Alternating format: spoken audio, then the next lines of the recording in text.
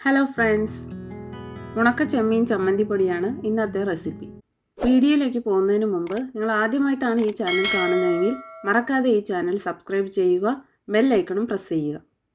ചമ്മന്തിപ്പൊടി തയ്യാറാക്കാനായി കുറച്ച് ഉണക്ക ചെമ്മീൻ എടുക്കാം. ഉണക്ക ചെമ്മീൻ ചന്തയിലും സൂപ്പർ മാർക്കറ്റിലും ഒക്കെ വാങ്ങാൻ കിട്ടുന്നുണ്ട്. ഞാനിവിടെ ഒരു ചെറിയ പാക്കറ്റ് ഉണക്ക ചെമ്മീനാണ് എടുത്തിരിക്കുന്നത്. ഉണക്ക ചെമ്മീൻ വൃത്തിയാക്കി എടുക്കണം. അതിനായി ആദ്യം അതിൻ്റെ തലയും വാലും കളയുക. പിന്നീട് ആ കാല് പോലത്തെ ഭാഗവും ഇളക്കിയെടുക്കുക. ഇതുപോലെ ഓരോ ചെമ്മീനും എടുത്ത് തലയും വാലും അതിൻ്റെ കാൽ ഭാഗവും ഒക്കെ കളഞ്ഞ് മാറ്റി വയ്ക്കാം. തലയും വാലും ഇളക്കി കഴിയുമ്പോൾ തന്നെ അതിൻ്റെ സൈസ് വളരെ ചെറുതാവും. ഇച്ചിരി മാത്രമേ നമുക്ക് കിട്ടുള്ളൂ. കണ്ടോ, ആദ്യം നമ്മൾ എടുത്തപ്പോൾ എന്ത് ക്വാണ്ടിറ്റി ഉണ്ടായിരുന്നു, ഇപ്പോൾ തലയും വാലും ഒക്കെ കളഞ്ഞിട്ട് നോക്കിയപ്പോൾ ഇച്ചിരിയേ ഉള്ളൂ. ഇനി നമുക്കിത് വെള്ളത്തിൽ നന്നായിട്ട് കഴുകി വൃത്തിയാക്കി മാറ്റി വയ്ക്കാം. ഇനി ഒരു പാത്രം സ്റ്റവിലേക്ക് വെച്ച് കൊടുക്കുക. അതിലേക്ക് 3 വറ്റൽമുളക് ചേർത്ത് കൊടുക്കാം. ഇത് ഇച്ചിരി എരിവ് കൂടുതലുള്ള വറ്റൽമുളക് ആയതുകൊണ്ട് ഞാൻ 3 എണ്ണേ ചേർക്കുന്നുള്ളൂ. എരിവിനനുസരിച്ച് നിങ്ങൾക്ക് ചേർക്കാവുന്നതാണ്.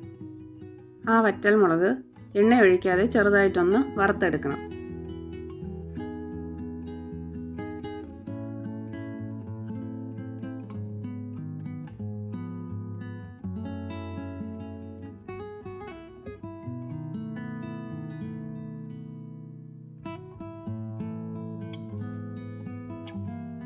വറുത്തെടുത്ത വറ്റൽമുളക് വേറൊരു പ്ലേറ്റിലേക്ക് മാറ്റാം.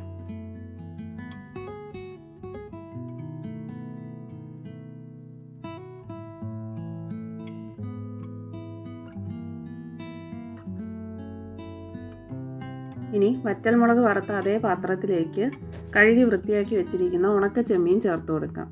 അതും എണ്ണ ഒഴിക്കാതെ ചെറു തീയിലിട്ട് നന്നായിട്ടൊന്ന് വറുത്തെടുക്കണം.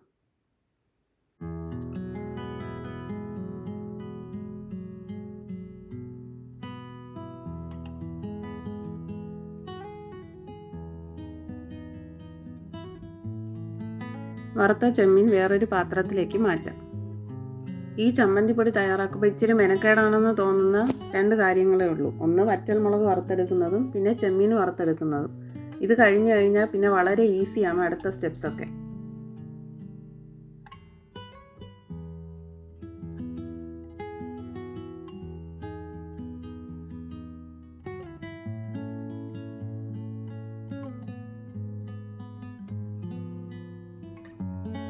ഇനി മിക്സിയുടെ ചെറിയ ജാർ എടുക്കുക. അതിലേക്ക് നമ്മൾ വറുത്ത് മാറ്റി വെച്ചിരിക്കുന്ന 3 വറ്റൽമുളക് ചേർത്ത് കൊടുക്കാം.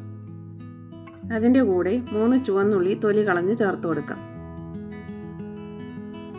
അതോടൊപ്പം തന്നെ വറുത്ത് മാറ്റി വെച്ചിരുന്ന ഉണക്ക ചെമ്മീനും ചേർത്ത് കൊടുക്കാം. ചമ്മന്തിപ്പൊടിക്ക് ആവശ്യമായിട്ടുള്ള ഉപ്പ് ചേർത്ത് കൊടുക്കാം. ഇനി മിക്സർ ജാർ അടച്ചതിന് ശേഷം ചെറുതായി ഒന്ന് പൊടിച്ചെടുത്തതിന് ശേഷം കുറച്ച് തേങ്ങ ചേർത്ത് കൊടുക്കാം. തേങ്ങ ചിരകിയും ചേർത്ത് കൊടുക്കാം. ഇതുപോലെ 2-3 പീസുകളായിട്ടും ചേർത്ത് കൊടുക്കാം. ഞാനിവിടെ 3 പീസായിട്ടാണ് ചേർത്ത് കൊടുക്കുന്നത്.